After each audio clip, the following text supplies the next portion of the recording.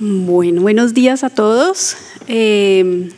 Bueno, ya me han presentado un poco, pero también quiero contarles un poco acerca de mi recorrido profesional también para que entiendan de dónde les estoy hablando. Como decía el maestro de ceremonias, yo soy antropóloga de formación, yo estudié en la Universidad de los Andes Antropología. Después hice una maestría en antropología social en esa misma universidad y me dediqué bastante tiempo a la antropología médica. Un paradigma bastante distinto al que estoy ahora trabajando. Llegó un punto en mi vida en el que yo dije, tal vez ya ha llegado el momento de cambiar de perspectiva en la vida, y me surgió la oportunidad de trabajar en la Facultad de Artes y Diseño, que hoy se llama Facultad de Creación y Comunicación en la Universidad del Bosque.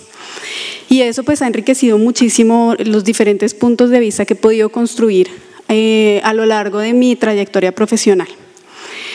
Entonces, bueno, ustedes se preguntarán, bueno, ¿qué hace una antropóloga, además que ha trabajado en antropología médica, que se está doctorando en bioética? ¿Por qué está acá y qué es lo que puede aportarnos a nosotros como creadores?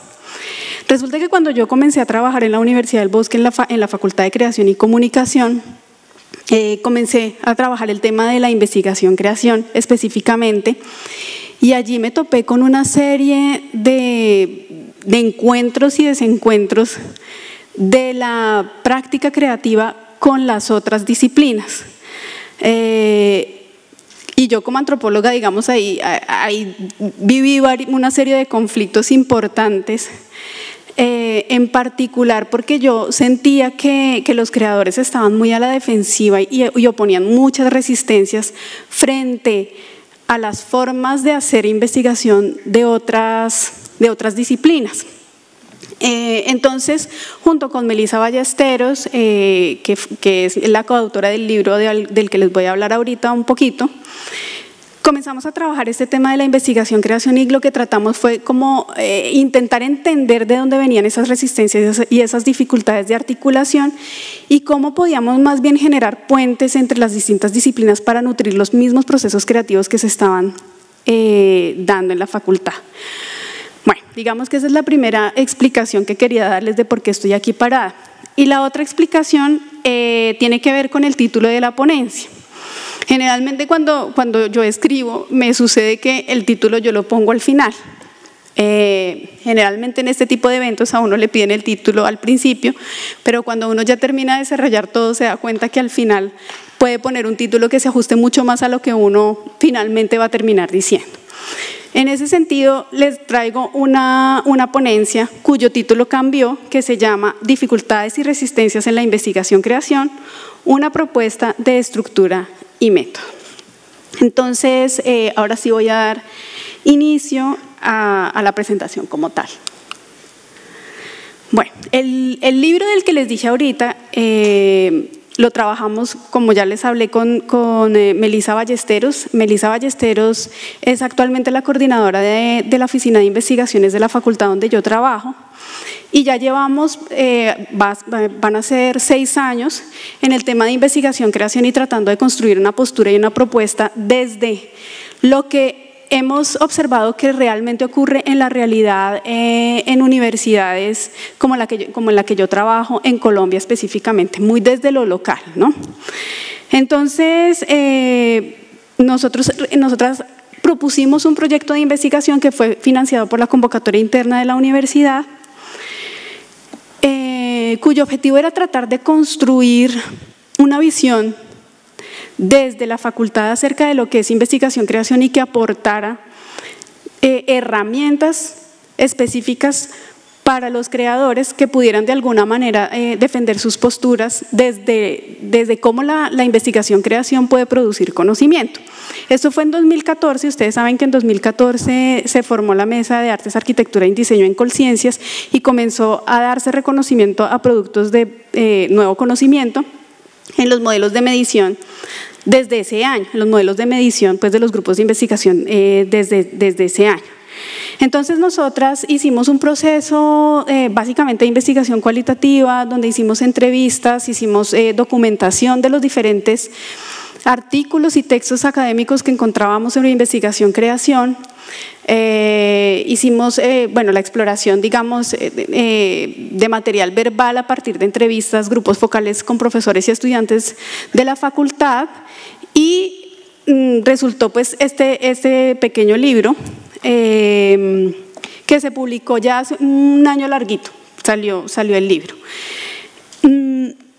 Lo que en este año, digamos que el libro ha tenido buena acogida, hemos obtenido buenos comentarios, pero en la utilización ya en las clases nos hemos dado cuenta que igual persisten algunas resistencias. O sea, sí, de alguna forma nos hemos dado cuenta que se han superado, digamos, ya se ha superado como la primera barrera, pero también persisten muchas resistencias.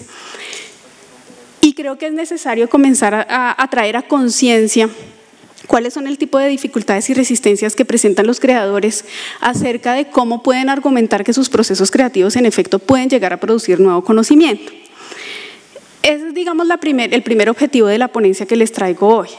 Evidenciar ese tipo de dificultades y resistencias. Digamos, son 3 dificultades y resistencias que vamos a ir viendo a lo largo de la ponencia.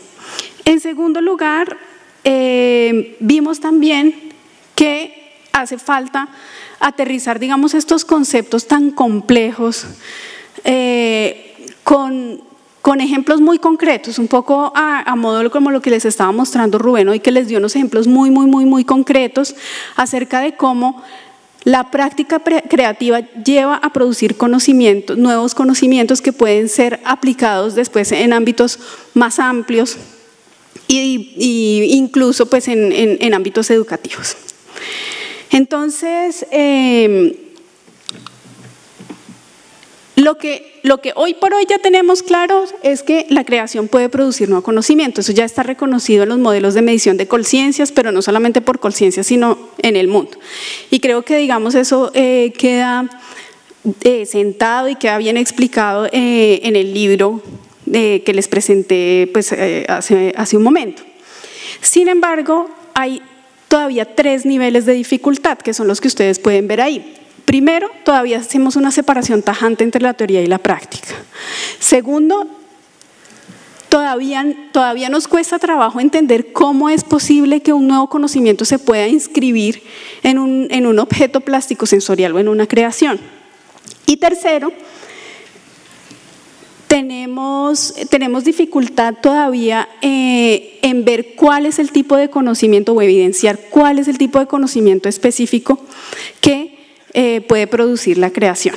Entonces veamos uno por uno. Bueno, entonces con relación a la primera dificultad que tiene que ver con la separación de la teoría y la práctica, esta dificultad viene básicamente porque el pensamiento occidental, desde los griegos, ha hecho una separación tajante. Nuestra forma de pensar es separando siempre la teoría de la práctica o de la técnica. Entonces, esos dualismos, o ese dualismo de teoría y técnica, se trasladan a otros dualismos que ustedes ven ahí, bueno, a muchos otros, pero específicamente en este tema, a la división en conocimiento abstracto y conocimiento práctico, investigación versus creación y ciencias versus arte. Entonces, si nosotros, por ejemplo, consultamos el diccionario de la RAE en español, encontramos la siguiente definición de teoría. Dice, conocimiento especulativo considerado con independencia de toda aplicación. O sea, es un conocimiento que es abstracto y que pensamos nosotros que no tiene ninguna posibilidad de aplicación en el mundo material. Pero si consultamos, o por el contrario, más bien, si consultamos la definición de técnica en el diccionario de la RAE, vemos la siguiente definición. Perteneciente a las aplicaciones de las ciencias y las artes. Entonces, ahí vemos que hay o sea, lo que nosotros vemos es que son dos formas de pensar que no se pueden conciliar. Y generalmente los dualismos occidentales están basados en categorías binarias que son opuestas y que son excluyentes. Entonces nosotros decimos lo que es teórico no es práctico, lo que no es práctico es teórico. Y una de las cosas que yo quiero proponerles acá es que comencemos a pensar que la vida en la práctica o la vida en la técnica no puede ser independiente de la vida en teoría. ¿Por qué? Porque nosotros cuando hacemos una práctica, y dentro de ellas está la práctica creativa, tenemos consciente o inconscientemente una teoría que está detrás. Lo peligroso es no tener claridad acerca de cuál es esa teoría que subyace a mi práctica. Entonces, en ese sentido, si nosotros nos damos la posibilidad de traer a la conciencia qué es lo que realmente está detrás de esa práctica que yo estoy proponiendo, pues podemos de alguna manera potenciar no solo nuestro proceso creativo, sino también el nuevo conocimiento que se pueda derivar de él mismo. Porque fíjense que muchas veces cuando yo me propongo producir nuevo conocimiento, muchas veces traer conocimientos teóricos de otros lugares que pueden ser distantes puede ser la solución para producir conocimiento. Rubén incluso nos dio varios ejemplos bien interesantes, yo le presté mucha atención y dije, voy a aprovecharme de varios ejemplos que dio, porque creo que él ilustró muy bien cómo, por ejemplo, lo que tú decías, Rubén, acerca de la psicología del deporte, cómo se estaba aplicando en procesos creativos específicos. Entonces, fíjense cómo desde un área tan distante, si yo logro coger ese conocimiento que es abstracto y logro llevarlo hacia la práctica creativa, eso puede potenciar el mismo proceso de creación. Bueno, esa es la primera resistencia de la que yo quisiera dar cuenta. La primera resistencia es que como tendemos a separar esas dos cosas tan tajantemente, generalmente los creadores siempre me dicen, no, yo no quiero tener nada que ver con el conocimiento teórico, porque es que la teoría sin práctica no es nada, porque es que a mí me interesa llevar las cosas a la práctica. Pero si nos damos una oportunidad en elaborar esa teoría, es posible que pueda potenciar nuestro proceso creativo. Bueno, ahora, ¿cómo se inscribe el conocimiento en la creación? Esa es otra de las dificultades que tenemos en entender. Porque generalmente nosotros cuando pensamos en nuevo conocimiento, pensamos en investigación, nos imaginamos resultados tipo artículos en revistas indexadas, Q1, ISIS, Scopus, bueno, lo que aparece en el modelo de medición de Colciencias. Incluso nos imaginamos también este tipo de eventos, ¿no? Un congreso en el que yo también tengo un texto escrito y lo transmito vía verbal, pero siempre tiene que ver con textos. Sin embargo, filósofos de la ciencia como Michel Caló o Bruno Latour, por ejemplo, ellos han propuesto que el conocimiento no se inscribe solamente en textos académicos, sino que existe otra forma de inscribirse. Con inscripción me refiero a una fijación de significado. O sea, el significado no se fija solamente en textos escritos u orales, sino que ellos nos dicen también el conocimiento se puede inscribir en creaciones. De hecho, lo que ellos dicen es que cualquier tipo de conocimiento necesita fijarse en algún ámbito material. Tiene una materialidad necesariamente. Aunque muchas veces a mí me dicen, pero ¿por qué entonces dicen que el conocimiento es un intangible? Pues sí, no. Necesariamente siempre se tiene que inscribir en algo material porque si no, no podría circular. Entonces, este conocimiento, nos dicen Michel Caló y Bruno Latour, nos dicen, este conocimiento también puede inscribirse en creaciones o en objetos específicos, en artefactos plásticos sensoriales, en máquinas, en instrumentos, en fin. Si el conocimiento no estuviera inscrito en los objetos o no fuera posible inscribirse en los objetos, no podría haber lo que le llamamos ingeniería inversa. O sea, yo puedo coger una lavadora, la puedo desarmar y puedo darme cuenta que allí hay un conocimiento que se aplicó para poder construir la lavadora, ¿cierto? Entonces, claro, es más difícil de decodificar que el conocimiento que está a nivel verbal. Entonces, fíjense que aquí nos damos cuenta, de acuerdo, no es necesario que haya un texto que soporte la creación como tal, lo que soporte, digamos, cuál es mi aporte significativo desde el punto de vista de novedad, pero sí puede llegar a ser muy valioso en el ámbito educativo, por ejemplo, porque muchas veces cuando nos encontramos tratando de buscar un texto que dé cuenta de un proceso creativo, esos textos resultan teniendo un valor que también pueden hacer parte de nuestros productos de nuevo conocimiento. Bueno, también fíjense que el conocimiento se puede inscribir en los cuerpos humanos. De lo contrario, yo no estaría aquí pues hablándoles de las cosas que he pensado a lo largo de mi vida y a lo largo de mi carrera, ¿cierto? Hay unas cosas que yo he aprendido, hay un conocimiento que he construido y relaciones que he establecido que yo soy capaz de transmitir, ¿cierto? Eso por un lado, pero por otro lado, fíjense los ejemplos tan bonitos, vuelvo a hablar de los ejemplos que nos dio Rubén, porque de verdad me dio muchos elementos para esta charla. El primer ejemplo que nos mostró donde había un conocimiento inscrito en la forma en que tu estudiante se llamaba Laura, ¿verdad? En que Laura proponía la danza que propuso. Allí también hay un conocimiento muy particular que se está inscribiendo y que es novedoso y que aporta significativamente al estado del arte. Entonces, fíjense que la segunda dificultad que tenemos es realmente de entender que la práctica creativa produce nuevo conocimiento y que ese conocimiento que produce la práctica creativa se inscribe en objetos específicos o en artefactos plásticos sensoriales específicos que provienen de esa práctica creativa. Ahora, la particularidad de la investigación-creación con relación a otros tipos de investigación más tradicionales es que precisamente el nuevo conocimiento se inscribe en un artefacto plástico sensorial o en una creación, que puede ser una experiencia, puede ser una pieza musical, puede ser un afiche, bueno, puede ser un desfile de modas, puede ser, digamos, muchos tipos de creación. Y lo definimos la investigación-creación de la siguiente manera.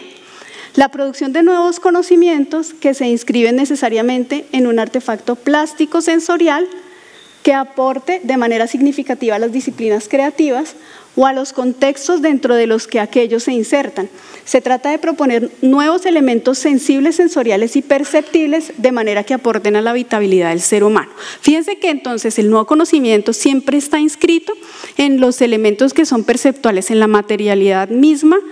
Con materialidad me refiero a lo que es aprehensible a través de nuestros sentidos, ¿no? Porque una pieza musical, pues obviamente es cuando se oye que llegamos a vivenciar, digamos, la experiencia, ¿no?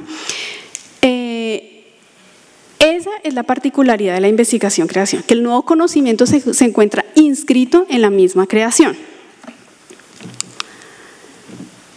Bueno, pero por otro lado, en este punto nos encontramos ante otra resistencia, y es que los creadores suelen decir que si ellos describen su proceso creativo, se va a perder la magia de alguna manera de ese proceso.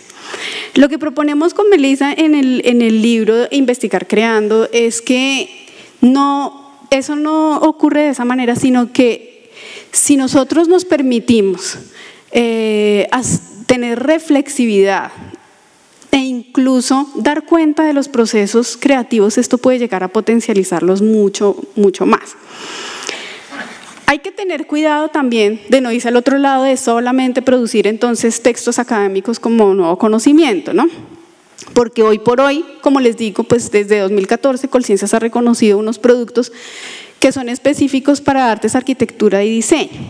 Entonces, tampoco se trata pues de irse al otro lado, de comenzar a sacrificar, digamos, lo que produce o el nuevo conocimiento que puede producir las disciplinas creativas e irnos a otros formatos que son más tradicionales y que ya pues nos salimos completamente del oficio de la creación.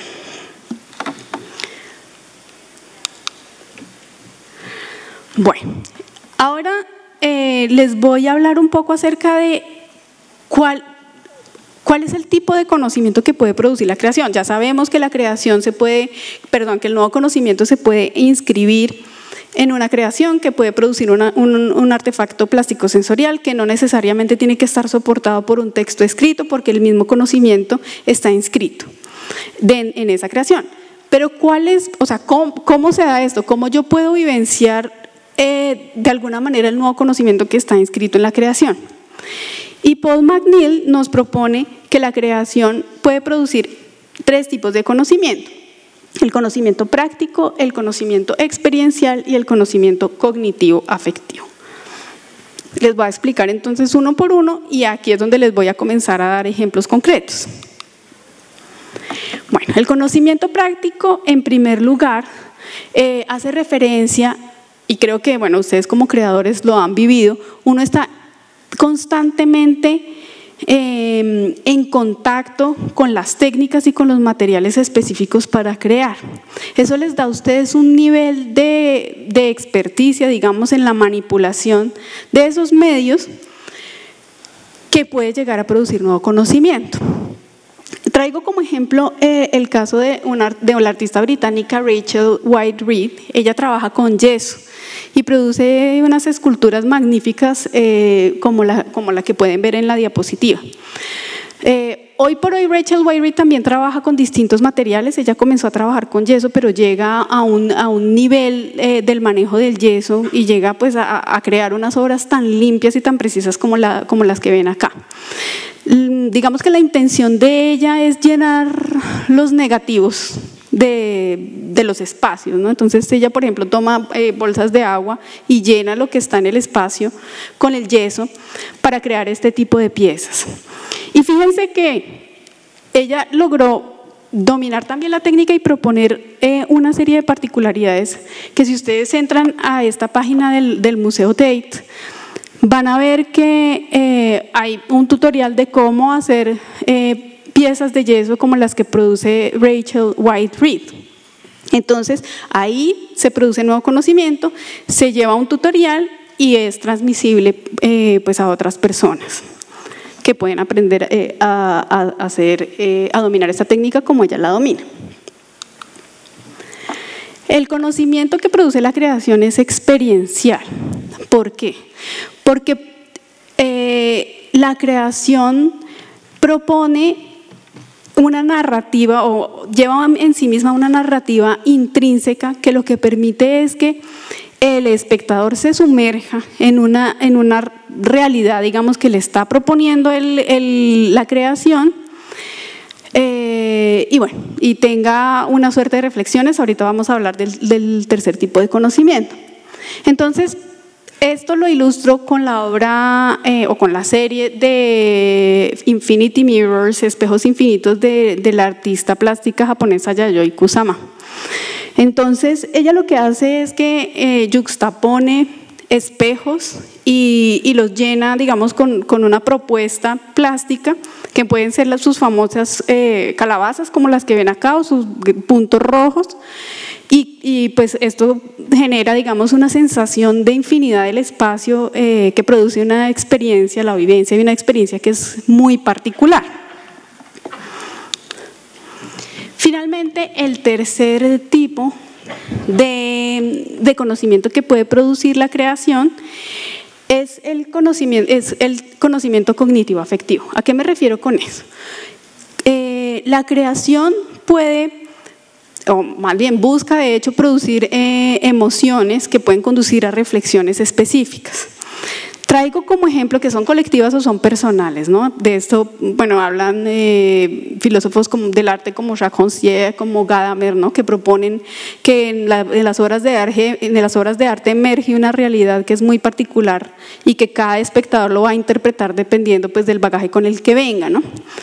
Traigo como ejemplo la obra Conejita PBF de Eduardo Kac, que es quizás el artista más audaz de la iniciativa que se ha llamado Bioarte, ¿no?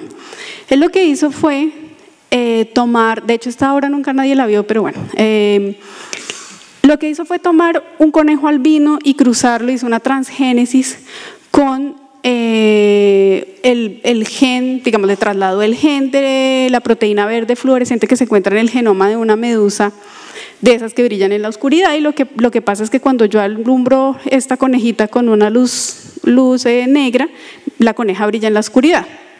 Entonces fíjense que acá uno comienza a tener un choque emocional y comienza a tener una serie de reacciones que son viscerales y que nos lleva a pensar muchas cosas, buenas, malas o regulares, pero sí nos moviliza, digamos, en un sentido en que nos hace cuestionarnos.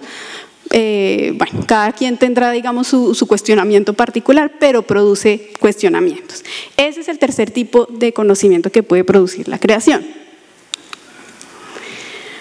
Bueno, ahora yo quisiera darles o proponerles unas herramientas o una herramienta que puede ayudarles a dar cuenta también del proceso creativo que lleven a cabo ustedes. En Investigar Creando, Melissa y yo propusimos 3 momentos que se dan en los procesos de creación. Estos momentos son los que ven ahí, pero yo quisiera aclarar pues que esto es una conceptualización, ¿no? O sea, no necesariamente esto tiene que ocurrir en la realidad tal cual como lo proponemos acá, ni tampoco tiene que ocurrir en este orden que estamos proponiendo acá, sino que puede suceder que los diferentes momentos que les voy a describir ahorita se traslapen entre sí o vayan y vengan, ¿no? Insisto, esto es una conceptualización y en la realidad, o sea, cuando uno ve la realidad está allí caótica y somos nosotros los seres humanos los que construimos, digamos, una serie de formas mentales para poderles dar sentido y organizarlas, ¿no? Esta es una propuesta de eso, es una construcción mental para poder organizar y poder dar cuenta de un proceso creativo. Entonces los 3 momentos que proponemos son la contextualización, la detonación y la conformación plástica. De nuevo les voy a explicar de qué se trata cada uno y al final les voy a dar un ejemplo de un proceso creativo y estos 3 momentos cómo se dan en ese proceso creativo. La contextualización tiene que ver, o mejor dicho, es el momento en el cual el creador se sumerge en un contexto específico, lo conoce, lo aprehende y toma elementos específicos de ese contexto para nutrir su proceso creativo. Es un proceso de búsqueda activa a fin también de identificar cuál es el aporte de novedad que se puede llevar a cabo en el proceso o en la creación que eventualmente resultará. El segundo momento, que lo llamamos detonación o sensación detonante, tiene que ver con el momento que además es un momento muy visceral, es un momento en el que uno dice ya, aquí ya tengo una claridad acerca de lo que yo quiero decir. Es el momento en el que yo tengo claridad acerca de un señalamiento específico que yo quiero hacer y comienzo, digamos, a tener también claridad acerca de cuáles pueden ser los elementos sensoriales y perceptuales que pueden dar lugar o comenzar a concretar la creación específica que yo quiero dar lugar. Por supuesto, en el momento en que yo quiero hacer un señalamiento, tengo que tener la capacidad de tomar una postura y tomar una postura que sea crítica frente a lo que quiero proponer, ¿no? Y el tercer momento, que es el momento de conformación plástica, que creo que es el momento evidente, es cuando ya yo tomo los elementos materiales, los manipulo y les doy forma específica para poder concretar una creación, ya en forma pues y con unos elementos semánticos o con un lenguaje ya muy particular. Entonces veamos el ejemplo. Quizás ustedes han visto la charla TED de la artista brasilera Angélica Daz. Si no la han visto, pues los invito a verlo. Ella da una charla de unos 11 minutos. Si quieren, eventualmente podemos poner el video, pero pues no quisiera como en este momento gastar el tiempo, sino más bien miremos si al final tenemos tiempo, podemos ver el video. Básicamente ella propone una obra plástica llamada Humanae. En Humanae ella busca, digamos, sentar una posición crítica específica acerca de cómo los seres humanos, cómo en la historia de la humanidad la raza ha sido un factor de discriminación y digamos ella parte de una vivencia muy, muy personal. Les voy a mostrar, digamos, apartados de la charla que ella da en TED donde narra su proceso creativo. De verdad les recomiendo muchísimo que vean el video, realmente es muy conmovedor lo que ella propone, ahí llega a un resultado que es extraordinario. Bueno, la persona que ven ahí es la artista. Y ella dice lo siguiente, les voy a leer 2 apartados cortos de la charla que ella da en TED. Dice, nací en una familia llena de colores. Mi padre es hijo de una dama de quien heredó un intenso tono chocolate oscuro. Fue adoptado por quienes conozco como mis abuelos. La matriarca, mi abuela, tiene una piel de porcelana y cabellos de algodón. Mi abuelo estaba entre un tono vainilla y el tono de yogur de fresa, como mi tío y mi primo. Mi madre es hija de una nativa de Brasil, de piel canela con un toque de avellana y miel, y de un hombre con la piel café con leche, pero con mucho café. Ella tiene 2 hermanas, una con una piel maní tostado y la otra, también adoptada, es más bien tirando al beige como un panqueque. Y después ella dice lo que ven ahí.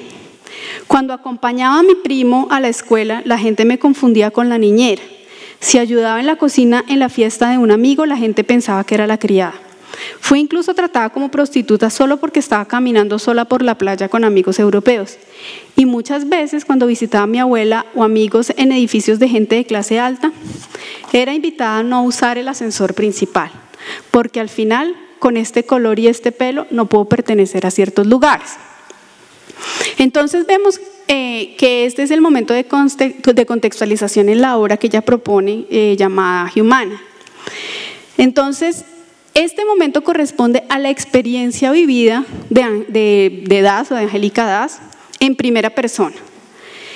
Y ella da cuenta de una serie de discriminaciones que ella ha vivido, pero que si lo pensamos, pues no solamente ella lo ha vivido, ¿no? O sea, esto es una discriminación que ha sido histórica a lo largo de la historia de la humanidad. Y es una discriminación que se basa pues en el color de su piel. Ahora bien, ella narra una experiencia muy particular que ella vive durante su infancia. Y fíjense que aquí yo identifiqué este momento como el momento de detonación, pero fíjense que no hay un orden cronológico entre la contextualización y la detonación, que es parte de lo que quiero señalarles, que estos momentos, pues, digamos que sí requieren de un esfuerzo intelectual para poder identificarlos y para poder organizarlos, ¿no? Entonces, ella dice lo siguiente: recuerdo mis primeras clases de dibujo en la escuela como un remolino de sentimientos encontrados. Era divertido y creativo, pero nunca entendí el único lápiz color carne. Yo era de carne, pero no era rosa. Mi piel era marrón y la gente decía que era negra. Tenía 7 años y un lío de color en mi cabeza. Bueno, entonces fíjense que ahí ella ya comienza a darse cuenta de unos elementos plásticos sensoriales muy particulares que pueden darle lugar a su creación, y además que le detonan una posición crítica, ¿no? El video es muy conmovedor, realmente ella es una mujer que muy noble, se le ve en el video, de verdad los invito a que lo vean, pero igual está siendo muy, muy crítica. Ella crece finalmente y se vuelve fotógrafa. Y ahí es cuando propone crear la obra de Humana.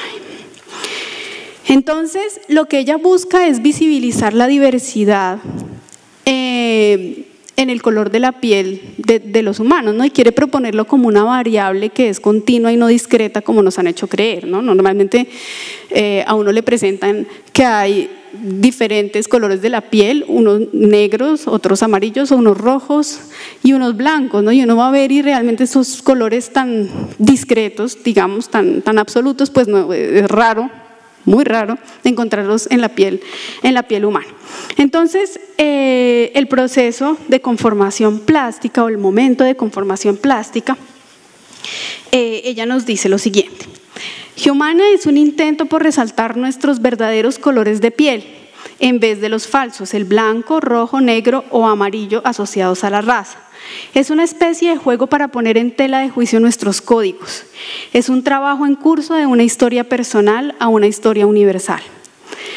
Y ya especifica cómo lleva a cabo sus fotografías y dice: hago fotografías de los sujetos sobre un fondo blanco, como el que están viendo ahí. Luego elijo un cuadrado de 11 píxeles de la nariz, pinto el fondo y busco el color correspondiente en el catálogo industrial Pantone. Y obtiene este tipo de experiencias plásticas. Entonces, pues ahí ya vemos que se ve muy claramente que se visibiliza con unos elementos visuales muy claros cómo la piel humana, no, insisto, no son variables discretas, sino que es una variable continua y que hoy por hoy adquiere muchísima fuerza cuando desde la genética misma se ha reforzado esta noción, ¿no? O sea, ya nos están invitando a que las razas pues no existen y que quizás lo mejor es que nos olvidemos de ese concepto, porque lo único que nos ha causado es diferencias y creación de odios en el mundo. Ahora, en el libro Investigar creando con Melissa propusimos esos 3 momentos. Sin embargo, aquí yo quiero proponerles que puede existir un 4º momento, que es el momento de la apropiación por parte de las audiencias.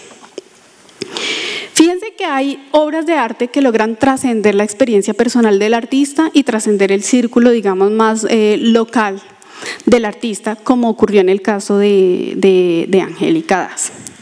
Vemos entonces que esta obra, pues primero, ella cuenta que primero comenzó a tomarle fotos simplemente a sus amigos, a su círculo cercano, y que comenzó a sumarse un montón de gente a través de redes sociales.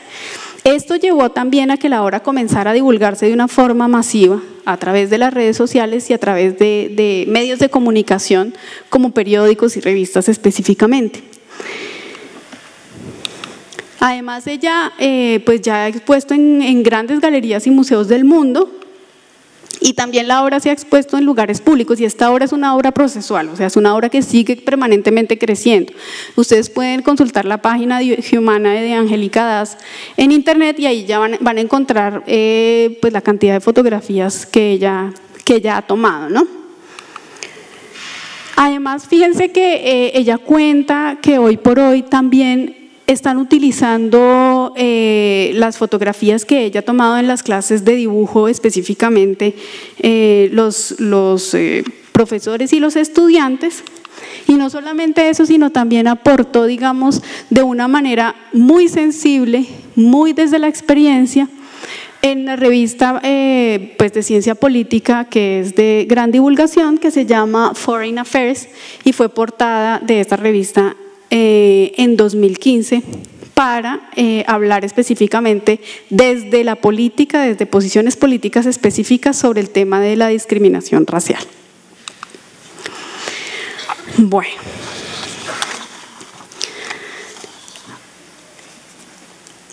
Bueno, entro a la tercera y última parte de mi ponencia, y es hablar del tema de los métodos en la investigación-creación. Este tema de los métodos también resulta muchas veces problemático para los creadores, ¿no? Muchas veces se encuentran sin pocas herramientas para dar cuenta de los procesos creativos, sobre todo en ámbitos académicos donde hay, digamos, un lenguaje y unas técnicas muy específicas, desde paradigmas y desde palabras sofisticadas y complejas, que muchas veces son extraños, digamos, a los procesos de creación. Yo lo que les quiero proponer acá es que no son tan extraños. De hecho, yo creo que una de las experiencias más bonitas que he tenido en mi vida es poder, digamos, crear puentes como antropóloga hacia la creación, sobre todo hoy por hoy cuando digamos las humanidades, bueno, no solo las humanidades, sino muchas disciplinas pues están borrando sus fronteras, ¿no? O sea, lo que nos estamos dando cuenta cada vez más es que en las sociedades contemporáneas ya no se nos está haciendo útil confinar, digamos, los conocimientos a disciplinas específicas, sino que nos toca, digamos, salir de las cajas y comenzar a abrirnos y a tender puentes entre todos. Entonces, yo, digamos, les voy a proponer una forma distinta de ver los métodos. Estos métodos generalmente los pensamos como unas camisas de fuerza y que posiblemente puedan ir en detrimento de la misma creación, pero yo les propongo que no, o sea, que no necesariamente, y que incluso les puede ayudar a potenciar sus procesos creativos. Bueno, entonces ahí está la tercera resistencia de la que les quería hablar. Muchas veces los creadores dicen, es que, y esto nos dimos cuenta, digamos, en las entrevistas en la creación del libro, es que dicen, es que a mí me da finalmente temor que yo caiga en una zona de indiferenciación con relación a las ciencias sociales y a las ciencias naturales, y que finalmente yo no termine aportando nada que sea novedoso desde mi quehacer o desde mi oficio como creador. Insisto, yo creo que si comenzamos a borrar, digamos, esas diferencias y nos centramos en lo común, podemos ganar de ambos lados, y digamos que hay procesos que son bien interesantes en donde se borran esas fronteras y realmente el conocimiento que se logra producir no termina siendo solamente de aporte para las áreas creativas, sino para muchas otras disciplinas. Fíjense que autores como Janula, o autoras, porque las tres autoras son mujeres, ellas nos dicen que en efecto podemos traer herramientas y podemos traer técnicas específicas de otras disciplinas para nutrir nuestros procesos creativos. Janula y colaboradoras organizan esta propuesta en 5 fases que las ven ahí. La primera fase en la investigación artística específicamente. La primera fase habla de la conversación y el diálogo. ¿Qué quieren decir con eso? Que podemos utilizar herramientas que vienen de larga data de las ciencias sociales, como por ejemplo, bueno, básicamente la recolección de material verbal, en la que yo establezco un diálogo con un otro y el otro se transforma y yo me transformo en ese diálogo, ¿no? Entonces esto lo puedo hacer con entrevistas que pueden ser informales, semiestructuradas, cerradas, bueno, ya cada quien lo mirará dadas las particularidades del proceso que esté realizando. También ahí entran los famosos grupos focales, o sea, los grupos de discusión. Cualquier tipo de recolección de material verbal va a entrar en esta propuesta de conversación y diálogo. La segunda fase de las que ellas hablan es el análisis de artefactos. Ellas entienden los artefactos, bueno, no solamente ellas, creo que todos podemos decir que entendemos los artefactos como representaciones de la realidad que digamos los seres humanos hemos elaborado y que dan cuenta acerca de una subjetividad que hemos construido, ¿no? Entonces, el análisis de artefactos lo que hace es utilizar técnicas de documentación en las que se toman los artefactos como documentos y se hace pues una descripción exhaustiva y un análisis con relación a estos artefactos, donde se dé cuenta el valor simbólico que tienen pues para dentro del marco del proyecto que yo esté desarrollando. Ay, perdón. La tercera fase son los casos de estudio colaborativos. Aquí básicamente también utilizan la recolección de material verbal, pero específicamente se utilizan métodos donde yo aborde una comunidad específica y sea la misma comunidad la que identifique los problemas o las crisis o los señalamientos que quiera hacer la comunidad. Y eso no es otra cosa que hacer investigación, acción participativa, o ya como la llamó Falsborda. Y la cuarta fase corresponde a la etnografía, que la etnografía pues es una forma de representar la realidad particular que viene desde la antropología.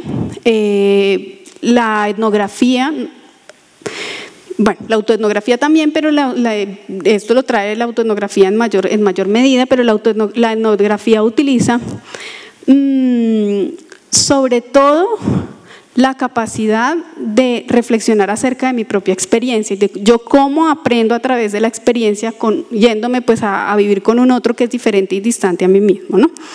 Entonces, yo lo que hago en la etnografía es que me voy donde este otro diferente, vivo con él, aprendo sus formas, imitándolo, como hacen los niños, como los niños aprenden a aprender en el mundo, a estar en el mundo, lo imito y poco a poco lo comienzo a comprender, que creo que todos alguna vez en la vida hemos tenido la experiencia de poder dialogar y establecer y tener la experiencia de un otro y decir, ya entiendo por qué esta persona actúa de la manera en la que actúa. La particularidad de la etnografía y de la autoetnografía, o digamos de todas estas nuevas etnografías postmodernas y experimentales que nacen de la etnografía, es la reflexividad. La reflexividad es la capacidad de dar cuenta de mis acciones, de mis pensamientos, de mis sentimientos, de mis emociones en un proceso de encuentro con un otro que es diferente a mí, ¿no? Como decía Rubén, eso es difícil de hacer, pero no es imposible. Lo que pasa es que nosotros los seres humanos tenemos mucha resistencia también de dar cuenta de por qué hacemos y decimos lo que hacemos y decimos, ¿no? Es difícil, pero la experiencia a mí me ha enseñado que con la práctica se puede aprender. Yo les recomiendo que si quieren comenzar a adentrarse en el mundo de la etnografía y de la autoetnografía, es que tengan un diario de campo y comiencen a dar cuenta, escribiendo, dibujando, o sea, de la forma en la que ustedes tengan para expresar sus emociones y sentimientos, pero sobre todo dar cuenta de las emociones, no tanto de los pensamientos, sino de las emociones. Pueden buscar un ejemplo realmente excepcional de diarios de campo y que además fue un hito en la historia de la antropología, que es el diario de campo que elaboró Malinowski, el padre de la etnografía, en Melanesia. Allí van a encontrar un ejemplo muy bonito de diario de campo y además pues Malinowski fue uno de los genios de la autorreflexión. La quinta fase es la práctica creativa, de acuerdo con lo que nos proponen Janula y colaboradoras. Allí pues ya lo que se realiza es comenzar a llevar los elementos conceptuales, comenzar a aterrizarlos en los elementos materiales. O sea, ya yo comienzo a llevar esos conceptos a una materialidad específica a la cual yo le doy forma, lenguaje y características, o la manipulo, ya transformo la realidad en una creación específica, ¿no? Pero en la investigación-creación la idea es que esto sea un proceso que sea circular, que los elementos conceptuales vayan alimentando los elementos materiales y al revés, ¿no? Y en este proceso además pues se van generando nuevas preguntas. Estas fases además, o estas técnicas, digamos que yo les he muy rápidamente hablado de cada una de ellas, pueden también interpretarse de acuerdo con los tres grandes paradigmas generales de la investigación. Digamos que ahí está la resistencia, no, yo no quiero meterme dentro de un paradigma, pero desde hace mucho tiempo no hemos encontrado, hemos encontrado este modelo que es bastante funcional para dar cuenta de la forma en la que yo me relaciono con la realidad, ¿no? Este diagrama que están viendo ahí es un diagrama que propone Ilpo Koskinen y otros autores, en los que de alguna manera ellos logran proponer tres aproximaciones a la investigación en diseño específicamente. Entonces vemos, digamos, la parte que es más como amarilla que ustedes ven ahí, que utiliza herramientas de interacción rica, de interacción intuitiva, se acercan a, digamos, perspectivas más amplias, como el pragmatismo, por ejemplo. Y esas aproximaciones además se pueden anidar dentro de un paradigma más grande, que es, digamos, un paradigma es algo que yo asumo como verdadero, ¿no? Es una creencia que yo asumo que es verdadera, dentro del paradigma que llamamos explicativo. Y ahorita pues les voy a describir cada uno de los paradigmas. Fíjense que la parte verdecita que habla de la digamos, iniciativas como la co-creación, la coexperiencia, el diseño para sí mismo. Ahí nos enmarcamos en un paradigma que es más amplio, que podemos asimilarlo al paradigma comprensivo. Y finalmente, el diseño crítico, el diseño especulativo, el diseño para el debate, que son perspectivas mucho más críticas, podemos relacionarlo con el paradigma crítico o hermenéutico crítico. Bueno, aquí me están diciendo que tengo 10 minutos, así que voy a pasar más rápido esta última parte. Aquí tengo una tabla que resume de qué se trata cada uno de los paradigmas, y es importante, es decir, yo puedo ir de un lado a otro dentro de esos paradigmas, no necesariamente es que me tenga que casar con uno y ya de ahí no me salgo, no. Lo que sí tengo es que tener claridad desde donde yo estoy viendo la realidad cuando voy a comenzar a proponer un proceso de reflexividad o dar cuenta de mi proceso creativo. Entonces, fíjense que hay que tener claro en cada uno de esos paradigmas cuál es la ontología, que responde a la pregunta ¿cuál es la naturaleza de la realidad? La epistemología, que responde a la pregunta ¿cómo es la relación entre investigador e investigado? Y la metodología, que responde a la pregunta ¿cómo se puede conocer la realidad? Entonces, fíjense que el paradigma explicativo es un paradigma positivista, ¿no? Entonces, asume que hay una realidad que es neutral para todos, que es externa a mí mismo y que es igual para todos, ¿no? Lo que busca es dar cuenta objetiva de esa realidad, o sea, distanciarme del objeto investigado, teniendo mucho cuidado que yo no vaya a influenciar, que yo como investigadora no vaya a influenciar en el objeto que estoy investigando, porque esto de pronto puede dañar la validez de mi estudio, ¿no? Entonces, el método o la técnica o la metodología específica de este paradigma es la experimentación, o sea, el método por excelencia del paradigma explicativo es la experimentación, donde yo controlo unas variables, porque yo lo que busco es, como busco objetividad, lo que busco es tomar atributos de la realidad y volverlos números, volverlos variables, que yo pueda manipular. El paradigma comprensivo asume, en cambio, que existen realidades múltiples. ¿Eso qué quiere decir? Que cada uno de nosotros ve la realidad de una forma diferente, y lo que me interesa a mí es profundizar en cada una de esas realidades y comprender, no explicar, sino comprender el mundo particular de cada una de esas realidades.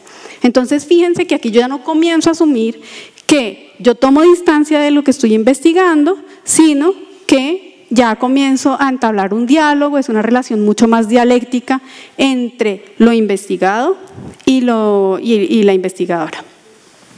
Finalmente, el paradigma crítico, digamos, se parece al comprensivo y utiliza métodos parecidos a los del comprensivo, pero asume que la realidad está compuesta por elementos que nosotros como seres humanos damos como si fueran naturales, pero no lo son. Son construcciones mentales, y que estas construcciones mentales muchas veces resultan en opresión.